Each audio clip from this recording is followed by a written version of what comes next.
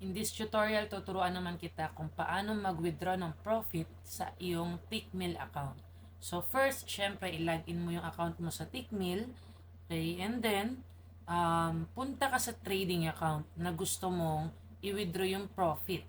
So whether profit yan sa ating copy trading or profit yan sa ating Signal Group. So let's say, click mo tong trading account.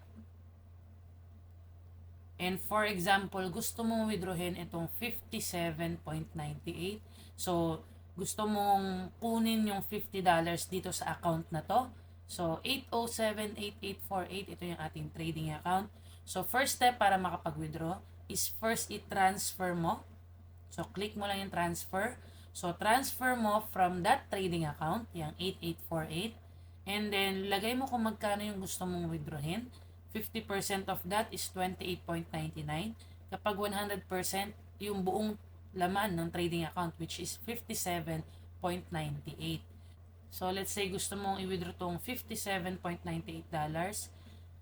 All you have to do is i-transfer muna ito sa ating USD wallet. Kasi remember, nag-deposit ka via USD wallet tsaka mo tin-transfer sa trading account.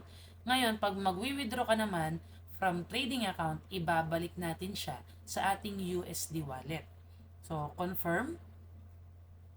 Transfer successful. So, click OK. So, natanggal mo na yung $57 sa iyong trading account. So, pag binalikan mo, wala nang laman, zero na. Makikita mo yan sa wallet. Just go to your wallet and then, yan, you have the option to withdraw your money or your balance. So, click mo lang tong withdraw.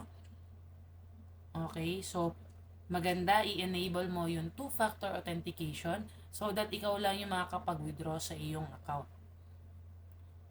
Kung ayaw mo naman, just click accept the risk. Okay, so kung ako tatanungin mo, syempre maganda meron kang two-factor authentication lalo kung malaki yung amount na ilalagay mo. But kung sa tingin mo, ikaw lang naman yung nakaka-access sa yung phone and tiwala ka, click mo lang yung accept the risk. So ayan, from wallet, ito yung pag-withdrawhan natin since may laman na to na $57. Okay, makikita mo naman din yung balance nakalagay dyan. So meron kang $57.98.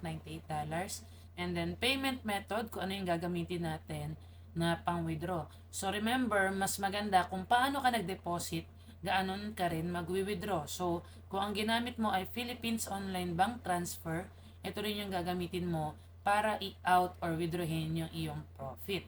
So, lagay mo lang dito kung magkano yung gusto mong withdrawin. Let's say yan, 57.98. And then yung, syempre, pangalan muna ng bangko. So, let's say ako ang ginamit kong pang-deposit dito is GCash. So, lagay mo lang dito yung GCash number mo. Okay, and then, click mo yan, I have read all instructions and agree. So, ngayon, kung bank account naman, select mo lang BPI.